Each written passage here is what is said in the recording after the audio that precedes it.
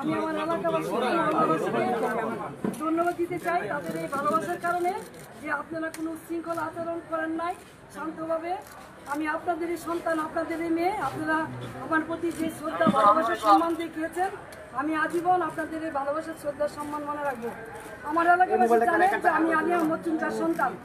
আমার বাবা সামনে রাজনীতি করেছে, দলমতের ঊর্ধ্বে উঠে রাজনীতি করেছে। আমি আলিয়া মজুমদার সন্তান। আমার যদি অপরাধ হয়ে থাকে জয় বাংলা জয় বঙ্গবন্ধু বলার কারণে, তাহলে আমি সেই অপরাধী হতে চাই। এই জন্য যদি আমার বিচার হয় তাহলে বিচার হবে। কিন্তু নারায়ণগঞ্জ শহরে 21 বছর আপনাদেরকে আমি সেবা দিয়েছি, কোনোদিন কেউ বলতে পারবেন না যে আমি কখনো প্রতিহিংসা পরায়ণ হয়ে অন্য কোনো দলের প্রতি আঘাত করেছি, অথবা কাউকে আমি কোনো ধরনের বৈষম্য আচরণ করেছি। দলমতের ঊর্ধ্বে উঠে নিজের দলের তারপরে মানুষের কল্যাণে কাজ করার চেষ্টা করেছি।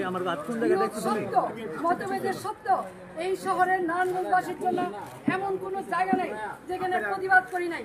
তৌকি হত্যা সহ সকল হত্যাকাণ্ডে যখন নারায়ণগঞ্জবাসী একদম চুপ ছিল, কেউ কোনো কথা বলে নাই, তখন আইবি আওয়াজ তুলেছে। এই শহরের মানুষকে কথা বলা শিখিয়েছে, অন্যায়ের বিরুদ্ধে প্রতিবাদ করা শিখিয়েছে।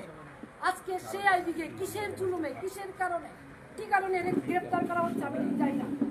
কিন্তু যেহেতু আমাকে গ্রেফতার করা হচ্ছে, আমি নারায়ণগঞ্জবাসীর কাছে একটাই অনুরোধ করবো, আপনারা যেভাবে আমার পাশে ছিলেন, আমার পরিবারের পাশে ছিলেন, আমার পাশে থাকবেন। আপনারা সকলেই জানেন 1 মাস হয়নি আমার ছোট ভাই, অত্যন্ত আদরের ছোট ভাই মোহাম্মদ আলী রেজা রিপনকে আমরা হারিয়েছি। আর সেই ভাইয়ের সুখ এখনো বুঝতে পারি নাই। 3টা ছোট ছোট বাচ্চা, নাবালক বাচ্চা, তার মাঝখান দিয়ে আমাকে এইভাবে অ্যারেস্ট করা হলো, যেখানে আমার বড় ভাই নাই, বোন নাই, আমি সবার বড়। 3টা ছোট ছোট বাচ্চা, এবং 1 মাস হয়নি আমার ভাই মারা গেছে, এবং ওদের মাও নাই। 4 বছর আগে ওদের মা মারা গেছে।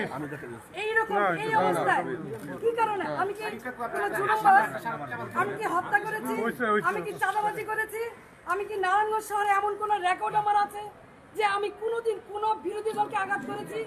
তাহলে কিসের জন্য, কি কারণে, কোন ষড়যন্ত্রের কারণে, কার স্বার্থে আমাকে অ্যারেস্ট করা হলো? আমিও প্রশাসনের কাছে জানতে চাই। বর্তমান যারা সরকার আছেন, সাম্যের কথা বলেছেন, বৈষম্যের বিরুদ্ধে আপনারা আন্দোলন করেছেন, সরকার হটিয়ে নতুন সরকার এসেছেন, তাহলে কি এই বৈষম্য?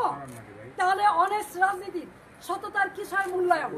আমি তো বাড়িতে ছিলাম, আমি তো পালাই নাই, তাহলে এইভাবে আমাকে অ্যারেস্ট করতে হলো কেন?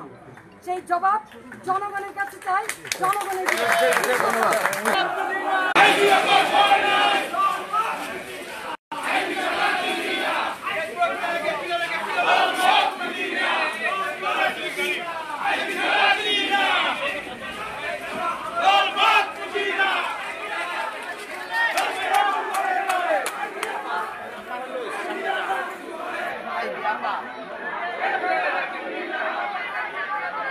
সবাই রাস্তা করে দিয়ে